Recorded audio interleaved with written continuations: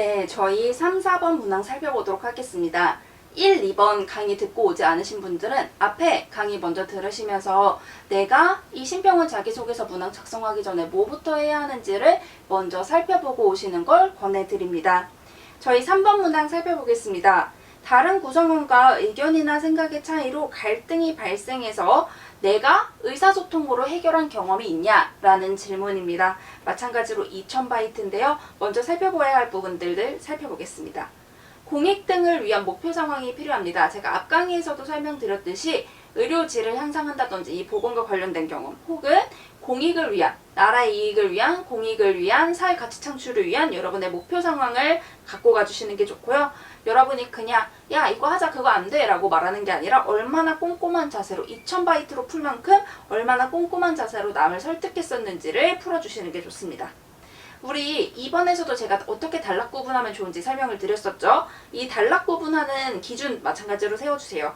갈등 요인별. 우리 갈등이 생겼을 땐 그 갈등에 대한 요인이 있잖아요. 그 요인별로 내가 어떻게 소통했는지로 단락을 구분하던지 아니면 내가 어떤 단계로 설득을 하려고 했는지 소통을 하려고 했는지 나눠주시든지 기준을 세워주신 다음에 이 내가 2000바이트를 어떻게 구성할지를 생각해 주시는 게 좋습니다.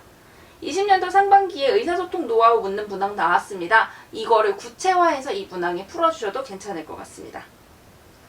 종종 의사소통 문항이 나오면 많은 분들이 어떤 걸 주시냐면 내 공감을 했다, 경청을 했다, 음료를 드렸다 이런 식으로 조금 다소 일상적인 소통 방법을 말씀을 하시는데 그거보다는 업무상 내가 실제 입사해서 다른 부서랑 우리 같은 목표를 향해 달려가고 있는데 다른 부서랑 의견 갈등이 생겼어. 이때 내가 어떻게 해결할지 그냥 가서 아예 하지 마요. 우리 이렇게 얘기할 거 아니잖아요.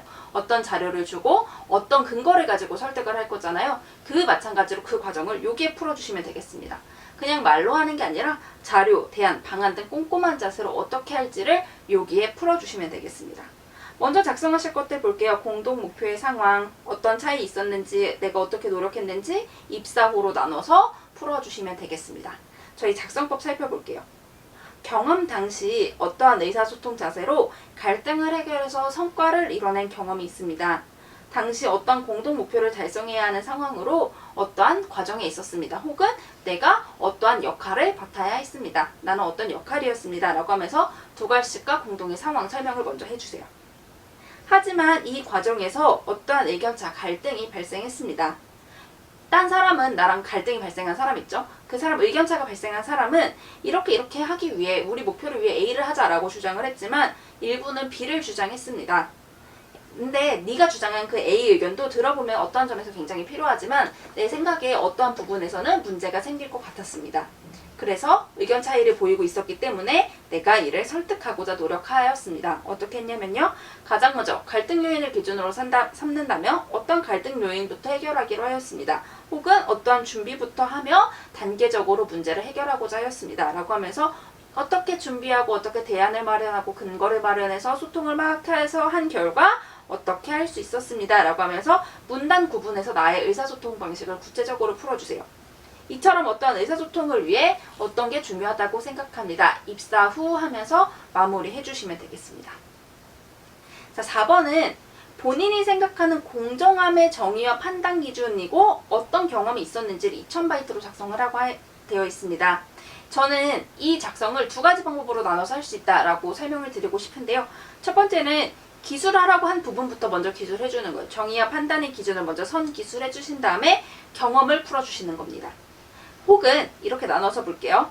혹은 여러분의 경험을 먼저 소개한 다음에 내가 이 경험을 통해서 이 정의와 판단 기준이 뭐다라는 걸 더욱 확실히 할 수 있었다라고 하면 여러분의 생각을 뒷 문단에 풀어주시는 겁니다. 혹시 건보를 작성하신 분이라면은 1번이나 4번 문항을 갖고 오시는 게 괜찮을 것 같아요. 이거를 먼저 생각을 해보시면서 1번, 4번 내용을 보시면서 혹은 다른 경험을 보시면서 내가 공정함을 지켰던 경험들을 쭉 살펴보세요.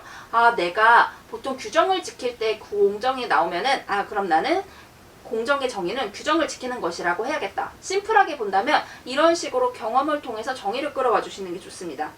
개인의 이익이 아닌 모두의 이익을 위해 행동했던 경험. 그리고 여러분이 그렇게 행동을 하게 했던 힘이 앞에서 예를 들었던 게로 봤을 때 규정이라면 이 판단 기준은 규정이다 라고 풀 수 있을 정도로, 혹은 내가 얼마나 책임을 갖고 찾아오시는 민원인의, 찾아오시는 고객의 그 불균형을 해결해 드리려고 노력하는지, 그 책임이 행동하게 하는 공정의 판단 기준이라고 생각한다. 이런 식으로 여러분만의 판단 기준도 같이 먼저 정리를 해주시는 게 좋습니다.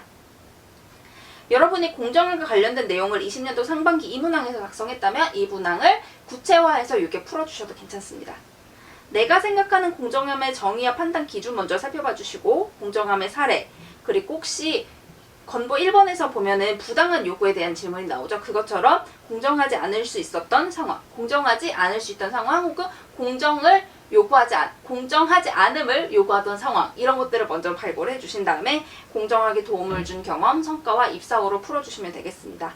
저희 버전 2개 있다고 했죠. 먼저 버전 1 살펴보도록 하겠습니다. 어떠한 직무, 사람, 인재가 되기 위해서는 어떠한 공정함을 갖춰야 한다고 생각합니다. 내가 다양한 보건 관련 경험을 하면서 어떤 경험을 하면서 공정함은 뭐라고 생각했습니다. 내가 생각한 정의라고 생각했습니다. 이에 나는 항상 모든 업무를 처리하면서 내가 정의를 통해 얻은 판단 기준을 기준으로 삼아 공정하게 어떻게 하고자 노력했습니다. 라고 나의 기준에 대해 먼저 설명을 해주세요. 그 다음에 실제 경험 당시에 어떤 공정한 대처로 상황을 해결한 혹은 성과를 거둔 경험이 있습니다. 어떠한 상황이었는데 공정함을 발휘해야 하는 상황이 있었다든지, 혹은 부당한 요구가 들어왔다든지 어떤 문제가 발생했습니다. 근데 내가 어떻게 한다면 공정을 어기는 일이 될 수 있다고 생각했습니다. 예를 들어 이 부당한 요구대로 한다면 공정을 어기는 일이 될 수 있다고 생각했습니다. 이에 이를 해결하고자 어떻게 노력했습니다 하고 문단 구분해 주시고, 가장 먼저 어떻게 노력했습니다. 둘째, 셋째, 그 결과 어떻게 할 수 있었습니다. 여기도 마찬가지로 우리 앞에서 봤던 2, 3번과 마찬가지로 둘째, 내가 구체적으로 정당함을 지키기 위해 어떻게 했습니다. 셋째는 어떻게 했습니다. 이렇게 한 결과 성과를 거둘 수 있었습니다. 이를 통해 보의 중요성을 알게 되었습니다 하고 마무리해 주시면 되겠습니다. 저희 바로 버전 2 살펴보도록 하겠습니다.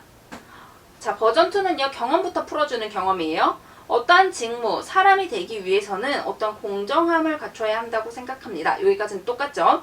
실제 경험 당시 내가 이렇게 해서 성과를 거둔 경험이 있습니다.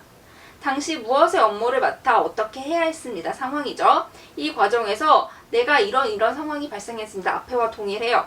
하지만 어떻게 한다면 공정을 어기는 일이 될 수 있어서 아까처럼 요까지는 다 동일하게 우리 가주시고 문단 구분해 줄게요. 소제목도 나오죠. 여기에서는 여러분이 생각하시는 공정함의 기술과 판단 기준을 풀어주시면 되겠습니다. 이처럼 공정함은 정의해야 한다고 생각합니다. 특히 어떠한 업무를 수행하는 심평원 직무에서는 이렇게 내가 정의한 내용처럼 일하며 공정을 지킬 때 어떻게 할 수 있다고 생각합니다. 더불어 어떠한 판단 기준도 중요하기 때문에 어떻게 해야 한다고 생각합니다. 입사 후 하면서 두 번째 문단도 마무리해 주시면 되겠습니다. 전체적으로 심평원 문항의 바이트가 늘어났다는 건 여러분의 500자 안에 굉장히 합축해서 적었던 여러분의 역할과 여러분의 그 성과들을 정말 너희가 어떻게 했냐 알고 싶다, 구체적으로 알고 싶다 라는 의지가 담긴 그 글자 수라고 볼 수 있습니다.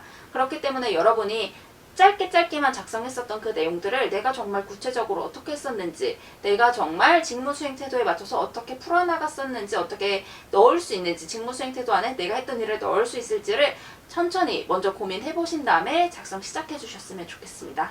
여러분 너무 고생 많으셨습니다.